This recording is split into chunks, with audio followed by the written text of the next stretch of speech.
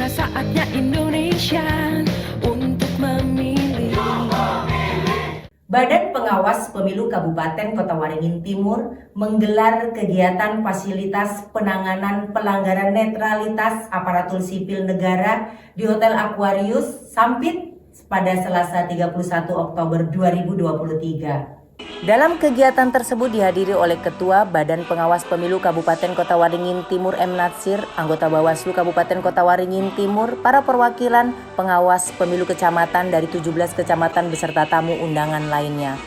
Kegiatan ini dilaksanakan dalam rangka penguatan kapasitas pengawas pemilu kecamatan se-Kabupaten Kota Waringin Timur dalam menjaga dan mengamankan netralitas ASN.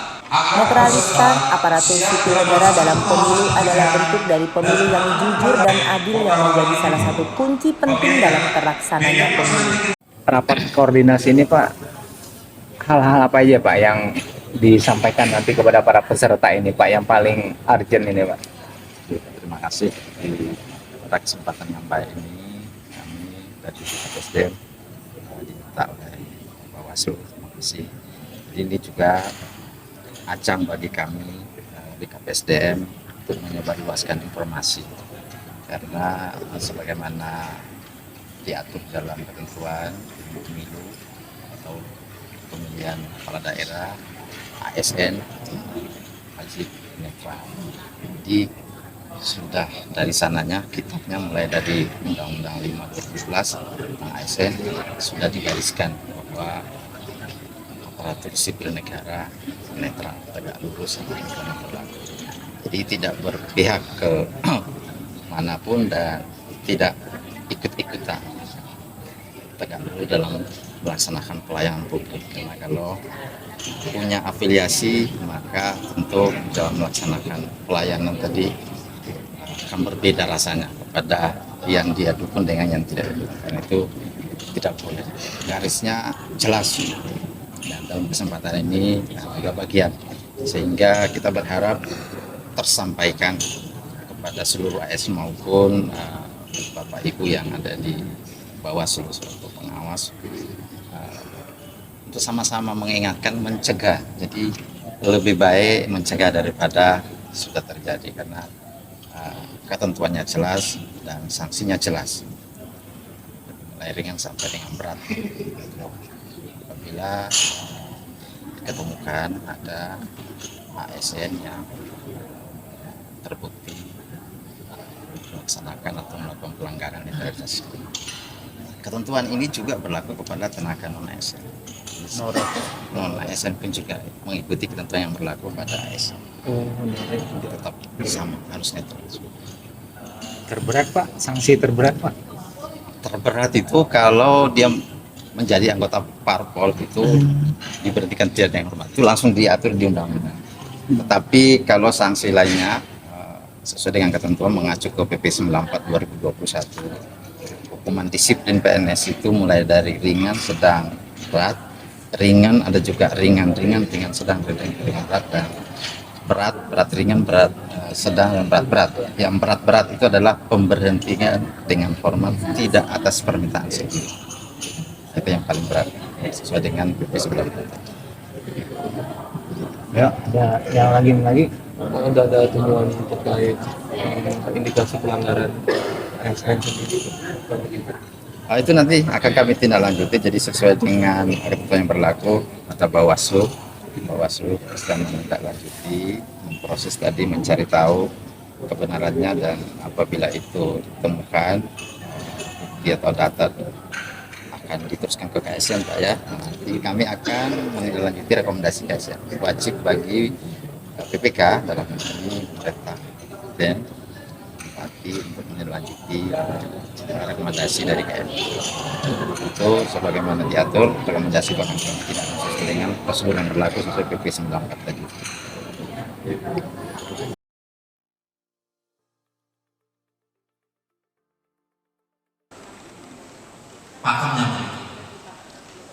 Pakemnya begitu, sehingga tidak terlibat sebagai pelaksana, itu sudah jelas.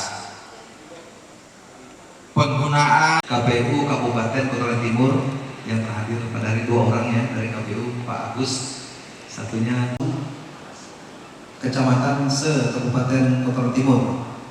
Yang perlu saya sampaikan pada kesempatan ini adalah tidak banyak. Yang pertama, Dedi Irawan selaku Koordinator Divisi Bagian Penanganan Pelanggaran menyampaikan bahwa Badan Pengawas Pemilu berkomitmen untuk melakukan pencegahan terlebih dahulu hal-hal yang berpotensi melanggar pesta demokrasi. Ia juga berharap aparatur sipil negara jangan sampai terlibat dalam pemilu 2024 karena kita ingin pemilu 2024 ini berintegritas.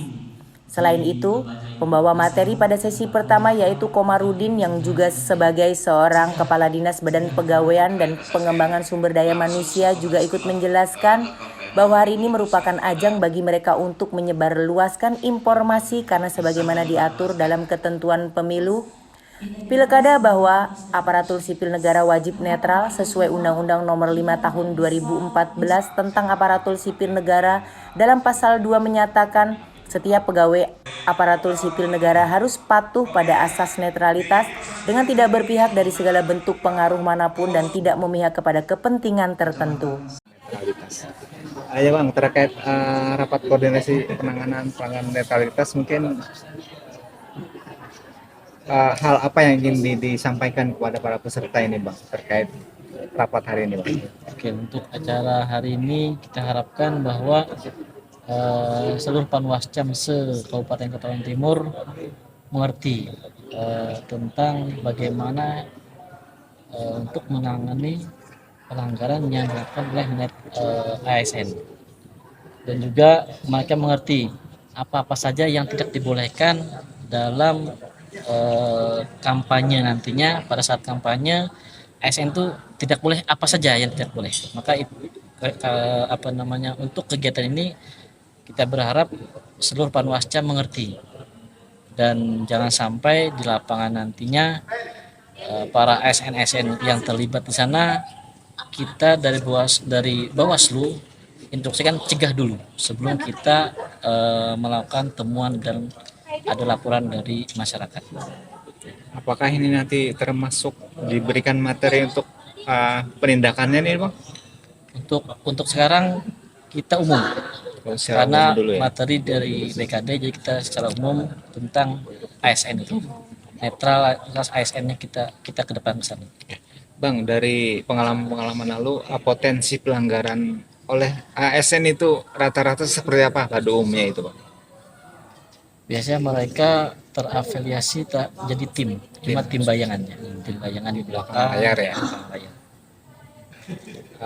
Dari Bawaslu sendiri mungkin komitmen gitu ya Bang, apalagi untuk pemilu kali ini mungkin berlangsung ramai ini nih, panas juga nih Bang.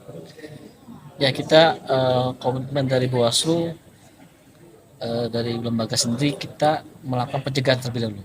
Sebelum melakukan penindakan kita cegah sekuat tenaga kita untuk mencegah hal-hal yang memang berpotensi untuk melanggar dari pesta demokrasi di pemilu 2024. Iya. Oke. Yang lain?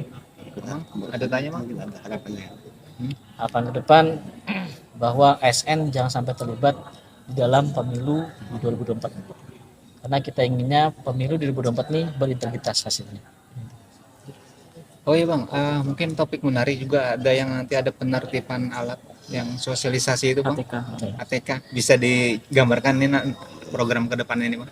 Kalau program sekarang ini, kemarin di tanggal berapa saya lupa, bahwa kita sudah mengundang para partai politik, para peserta pemilu untuk membicarakan ini.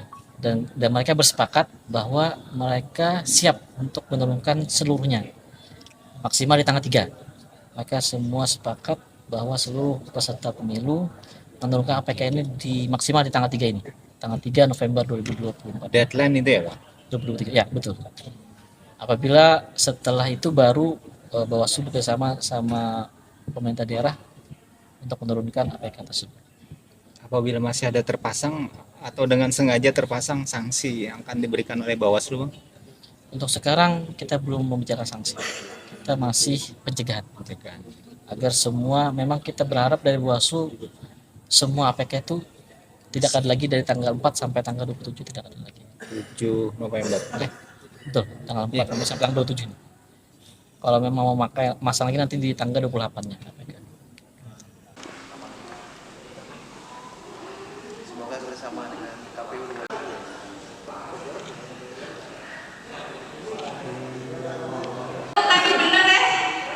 Yang kedua 3 tahan 1 100 detik lagi Pak. saya sengketa antara lagi. Belum. Ya, tangan di Dari kepala. Sampit, Kabupaten Kota Waringin Timur, Provinsi Kalimantan Tengah, Nurdianto, Sampit TV mengabarkan. Tiba saatnya Indonesia